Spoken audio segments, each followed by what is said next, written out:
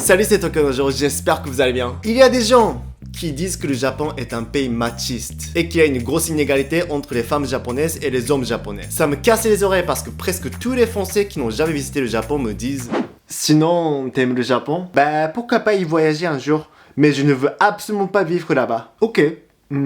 Pourquoi? Parce qu'apparemment, il y a pas mal de sexisme dans la vie, dans le travail. Franchement, j'ai peur, hein. En France, il y a moins de sexisme par rapport au Japon. C'est un pays super avancé d'ailleurs. Ah. Et toi, t'es japonais alors, je suppose que t'es quand même machiste aussi, hein. Vraiment, même en ce moment, dans tous les réseaux sociaux, les Français disent oh, c'est pas possible, vous savez, les femmes japonaises doivent porter des talons au travail. Mais c'est horrible. Bah parce que les mecs japonais ne sont pas cultivés. Ils sont tous des espèces de gros sexistes.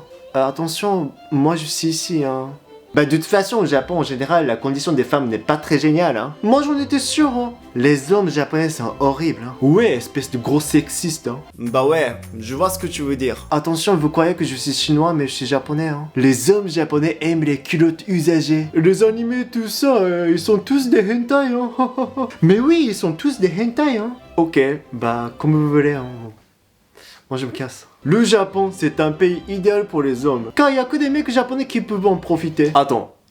Ça, je suis pas d'accord. Ça, c'est une grosse erreur. Tu peux traiter les mecs japonais de gros sexistes si tu veux, voilà, comme d'habitude, hein. Mais il faut pas dire des conneries. Sinon, je ne vivrai pas en France, hein. Les hommes japonais sont quand même à plaindre au Japon. Si je dis ça, toutes les bandes de féministes me critiqueront dans les commentaires. Mais être un homme au Japon, c'est bien plus dur que ce que tu imagines. Si t'es un mec qui vit au Japon, tu comprends? On est d'accord. Il y a tellement de choses chiantes qui ne t'arriveraient jamais en France. Du coup, ce soir, je vais détruire tous les clichés. Je vais vous parler de la vérité. Pourquoi c'est dur de vivre au Japon pour les mecs? Boys power! Attention, moi je ne suis ni machiste ni féministe, hein. Au contraire, les machistes et féministes et extrémistes qui veulent la supériorité de leur genre, ils me cassent les couilles à chaque fois, c'est pas possible, hein. Donc ne vous méprenez pas, hein, parce que je ne suis pas pour les hommes, hein. Juste je vais vous parler des inconvénients pour les hommes au Japon, étant donné que je suis un mec qui a vécu 20 ans au Japon. C'est parti!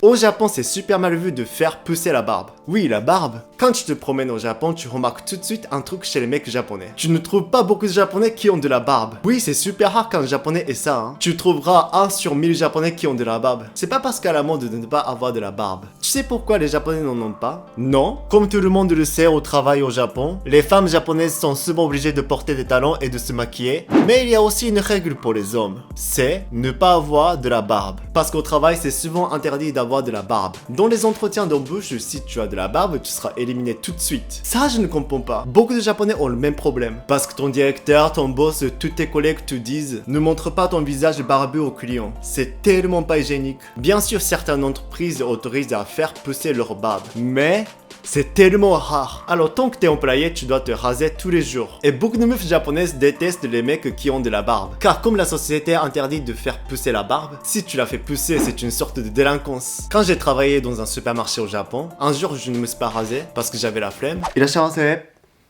Irashimasu. Ah, tencho, otsukaresama desu. Oi, omae, chotto mate.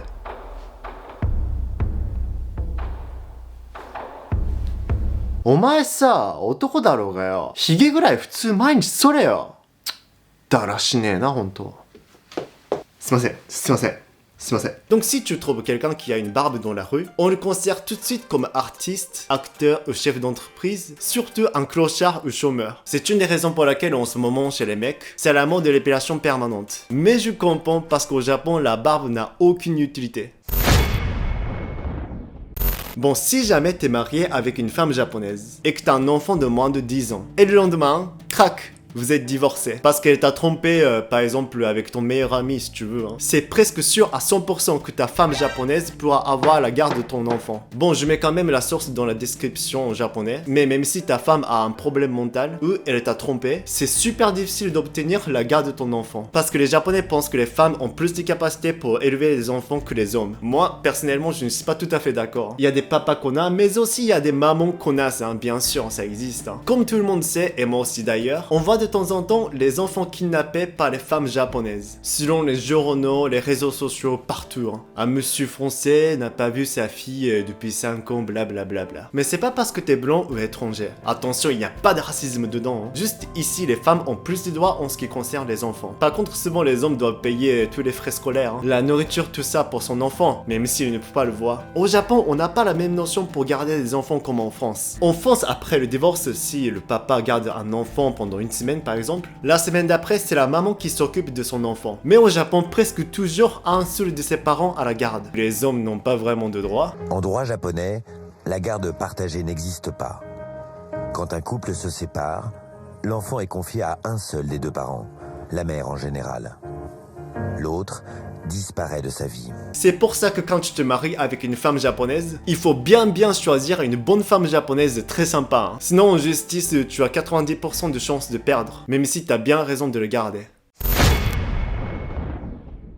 Bah au Japon, le jour Ladies Day existe au cinéma. Le jour des femmes quoi. Oh, attention, ce n'est pas une fois par an. Ça a lieu toutes les semaines. Par exemple, tous les mercredis, le prix pour les femmes est à 1200 yens. Alors que pour les hommes, il est à 1900 yens. Et pour les étudiants, il est à 1500 yens. Il n'y a pas de jour des hommes. Bah ouais, c'est normal qu'il y a plein de réductions pour les femmes. Parce qu'au Japon, il y a un écart de salaire entre les femmes et les hommes. Oui, ceux qui travaillent en CDI, il y a souvent un écart de salaire en fonction des âges et du sexe. Bah comme en France peut-être. Mais pour les jobs étudiants, même pas mal de boulot en CDD, il n'y a pas vraiment de différence de salaire. Il n'y a pas de jour des hommes non plus. Mis à part au cinéma, il y a plein de réductions pour les filles. Depuis petit, je n'ai jamais compris pourquoi je devrais payer plus cher que les femmes, alors qu'on était étudiants et qu'on ne bossait pas. Et même quand tu vas au restaurant, il y a un Ladies Lunch. C'est un menu uniquement réservé aux femmes à un prix raisonnable. C'est pas juste parce qu'il n'y a pas de menu pour les hommes. Et au jeu d'arcade au Japon, les pellicules là, photomatons mignons là, c'est interdit aux hommes. C'est uniquement réservé aux filles et aux couples hétéros. Quand j'étais au collège, je voulais bien prendre une photo kawaii pour rigoler avec des potes, mais les employés ont tout de suite appelé les sécurités, un putain enculé. Oui voilà, du coup il n'y a pas beaucoup de réduction pour les hommes.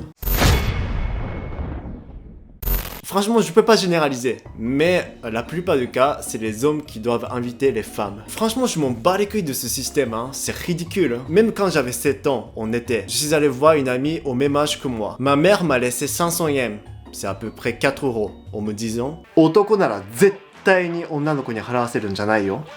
Wakatta ». Tu vois, comme tous les petits garçons sont éduqués depuis petit. Et putain, surtout ma mère, voilà... traditionnelle on peut dire. Et le problème c'est que mon amie là, elle était pas japonaise. Elle est asiatique mais née en Nouvelle-Zélande. Du coup elle a complètement refusé quand je lui ai proposé de payer une boisson. Et on a acheté chacun notre boisson au distributeur. Okaeri, do, tanoshikatta? Hai, otsuri dashite. Hai. 380 yen? Matte. おごらなかったの？ごめんなさい。マジかお前マジかよ。なんでそんなことしたの？ああもう最悪じゃん。相手の親御さんに本当にダメな息子だと思われる。超やばいこれ。ああもう次向こうの親御さんに会うの怖いわ。あもうごちゃごちゃうるせえんだよ。À partir de ce moment-là, j'ai commencé à détester payer pour les femmes. À mon avis, c'est pas bien d'éduquer les enfants depuis petit comme ça. Les hommes doivent inviter les femmes. C'est galant, oui, mais je suis radin, excusez-moi.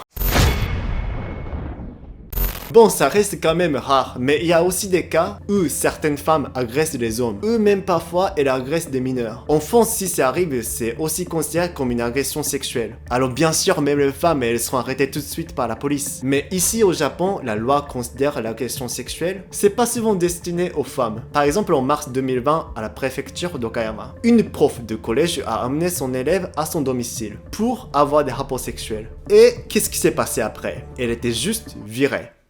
C'est tout. Si c'était un prof, il serait en prison direct, En septembre 2014, une meuf de 35 ans a eu un rapport sexuel avec un collégien. Et en échange, elle lui a donné de l'argent. Et voilà, c'est carrément de la prostitution de mineurs. Et après, quand le garçon a regretté et qu'il a voulu couper le contact, elle l'a menacé en disant « On n'arrête pas cette relation. Si tu veux arrêter, j'en parlerai à tout ton entourage. » Le garçon a tellement peur qu'il est allé au commissariat, en montrant leur conversation sur téléphone à la police et tout. Alors bon, qu'est-ce qui s'est passé? Elle a payé une amende de 800 euros. Si c'était un mec, il serait en prison direct, Les Japonais pensent que si une fille se fait agresser, c'est un crime. Mais si ça arrive au aux garçons, on a tendance à dire « C'est pas grave, t'es un garçon. T'as de la chance, t'as réussi à pécho, bravo !» Vraiment comme ça. Mais mets-toi à sa place. Genre 13-14 ans qui voulait de l'argent poche, mais après tu veux rompre le lien avec elle, mais elle te force à coucher. Et juste à la fin, elle a payé une amende de 800 €. C'est tout.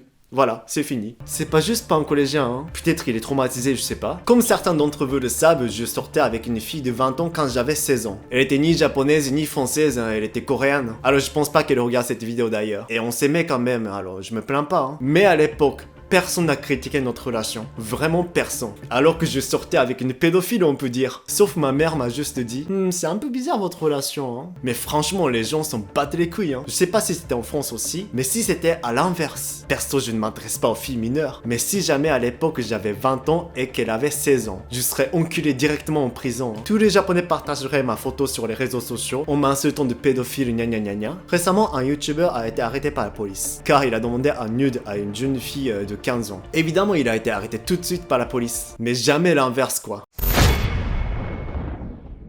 Bon, c'est une des raisons pour laquelle le taux de natalité est aussi bas, mais d'habitude, les meufs japonaises ne se marient jamais avec des mecs pauvres. Vraiment jamais. J'ai l'impression que j'ai dit trop de mal des femmes japonaises. Mais attention, j'ai déjà parlé de trop de choses mauvaises chez les mecs japonais dans les autres vidéos. C'est ex aequo. Bon, tout d'abord, les femmes japonaises aiment les mecs ordinaires. Si tu demandes aux meufs japonaises quel genre de mec elles aiment, elles disent toutes un mec ordinaire. C'est quoi un mec ordinaire? Vas-y, tape Futsuno Otokotoa sur Google. Ça veut dire c'est quoi le mec ordinaire? Tu trouves tous les articles qui disent les mêmes critères. Voilà, un mec qui mesure plus de 1m70. Comme tous mes potes savent, moi je fais 1m80. Voilà, heureusement. Un homme qui est en CDI. Non. J'étais en CDI dans une compagnie d'assurance en France, mais j'ai démissionné, voilà. Un homme qui gagne minimum 45 000 € par an. Non. Un homme qui est sorti d'une bonne université. Non. Un homme qui est plus beau que Hoshino Game. Alors, je sais pas si vous connaissez Hoshino Game, mais c'est un acteur quand même bien connu et que beaucoup de gens disent que c'est un homme, voilà, ordinaire. Un mec, voilà, la tête ordinaire, quoi. C'est assez subjectif, hein. Voilà.